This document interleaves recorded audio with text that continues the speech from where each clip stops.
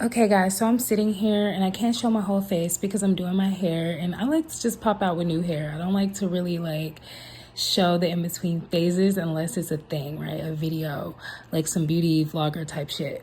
But I just wanted to come on and say, because while I was like sitting here prepping my cards to kind of get my own general energy and the energy surrounding me for some specific stuff, I really just I've been getting this download for the past couple of days, but it kind of just like really settled into my spirit and just, I feel like fully integrated into me, because I feel like this has been happening for a while now, but now it feels fully like immersed in me.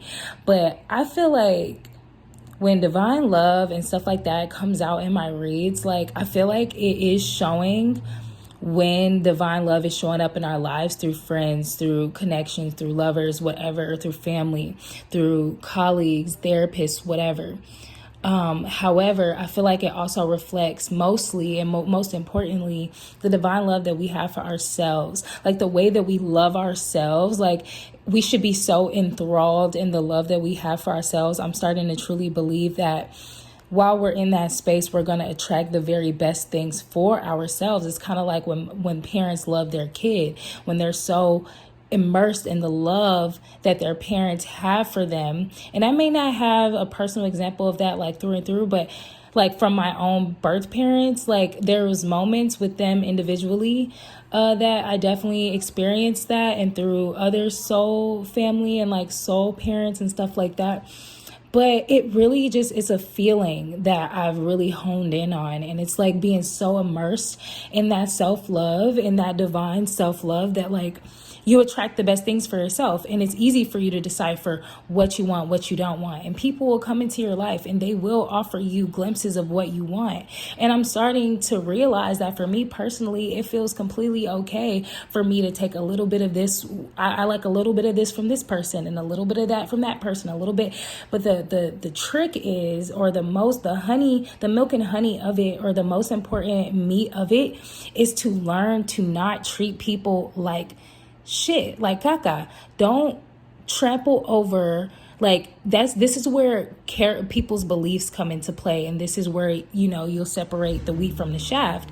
But you hear that engine revving up. It's like I feel revved up. I do. Like I had this weird dream last night where I was like on the way to this really fun trip with friends, and the train kept starting and stopping. People kept leaving their stuff here and there, so it just took us a while to like get going. But once the trip started, we were all having a great time. We're eating, we're drinking, we're on this like big train that's like, it was just really fun. But it like took us a while to get started because everybody had to get whatever it is that they needed to go. Like everybody had to have their stuff, everybody had to feel ready, everybody had to be on the right train going in the right direction. And it was just kind of like this rigmarole, like I'm not gonna lie. And while that's frustrating, it's kind of fun. And if you look at it from a different perspective, it could be kind of fun and exciting to see like, ooh, I wonder where everyone's gonna end up, like who's gonna be sitting by who's gonna be in the same car with who, going in what direction. So without making it complicated or too confusing, I just feel like I'm receiving and realizing that it's okay to get a little bit of what you want from different people, as long as you're not harming yourself or others in the process. So if I'm dealing with Jane because Jane likes to cook for me and nurture me, and I have no one else in my life that cooks for me and nurtures me the way she does, like I'm going to allow Jane to nurture me because it's doing something for me and it's doing something for her. And this is just an example. I don't have a friend named Jane. But unless Jane is like, you know what, I can't keep caring for you like this. I can't keep cooking for you and nurturing you. Because when you're not at your best and you can't love on me in certain ways, it just starts to kind of deplete me and drain me. The love I have for myself and the love that that me personally, that I prefer for others to have for each other type shit, like I'm going to respect Jane and say, you know what? I thank you for telling me this. Like, don't worry about feeding me. Don't worry about nurturing me. I'm just going to either find that somewhere else or start doing it for myself. And I'm going to let you give me what you can give me, if anything. And if I like what you're giving me, then we're going to continue on. Maybe Jane is like, okay, I can't cook for you and I can't nurture you, but I can send you motivational texts every few days. And I'm gonna say, you know what? I like that. Or, you know what? I don't really need that, Jane. I don't need you to send me texts. So, if ever I do need text, I'll let you know, and you can just let me know. And we shouldn't be afraid or too prideful to communicate with each other like that, because that is how we build our communities, our families, our tribes. Like, that's the only thing that makes sense. So if you have anybody in your life that is refusing to at least communicate with you, or they're trying to just play games, like, say for instance, you have Jack over there who Jack's like, you know what? I love sleeping with you. Like, I love just resting with you at your house at night. It makes me so comfortable. I love how we snuggle and we cuddle and we massage each other and watch movies and eat snacks. Like, I love that we do that. Jack is telling you that, right? And you're like, yeah, I like when we do that, Jack. But, and it's really fun. I really enjoy it as well. But when you, never talk to me unless we're sleeping and napping and watching movies, like, it makes me feel unimportant to you. And like, this physical connection and hanging out is like all you can offer me. I don't like it. So even though you enjoy the cuddling, Jack, I don't know if I enjoy the fact that we don't talk at all unless we're like cuddling and watching movies. And if Jack is like, oh no, but I do, I love talking to you, like, I love talking to you, like, but they keep saying they love talking to you, but Jack just never talks to you.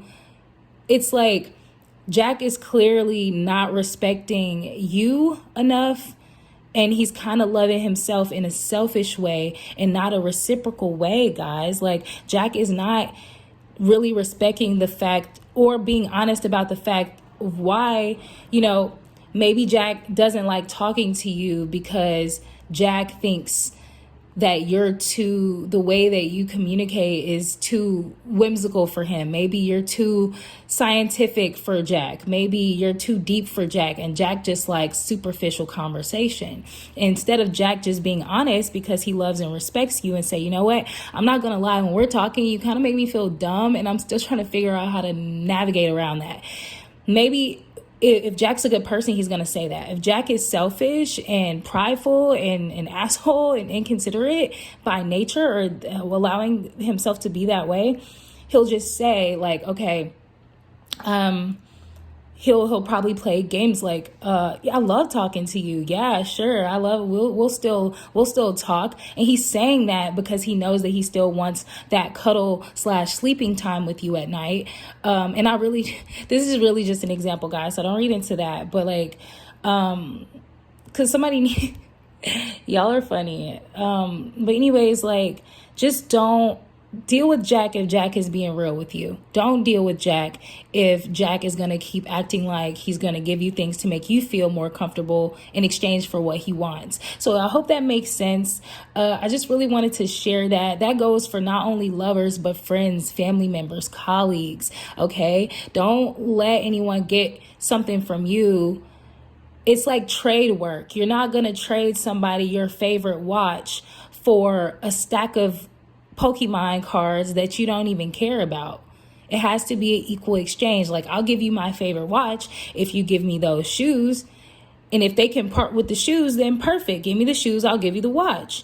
It's a bartering technique. And I think that I was saying this on Twitter, and I'm going to probably plug in the tweet right here. But it's like a bartering technique. I think that we need to learn how to give and take with each other on the most basic levels before we can even think about dating each other to marry and doing business with each other and building communities and an economy alongside one another. Because if we can't even be solid in a basic way, or whatever is basic for you, because sometimes sex is basic for people. Sometimes intimacy, physical connection, and, cuddling and parallel play, not talking but working in the same area. Sometimes that stuff is basic for people. So take this stuff as it applies to you. But I really strongly believe that until we can respect each other and give and take in those most basic ways, we're never gonna learn, like we're never gonna have that good dating pool, community pool, economic pool that we really want to have between people. So that's what I have: a basic understanding, basic reciprocated love and respect. It's not hard to give to one another, y'all. So get it together. Okay, I have faith in us. Love you. Bye.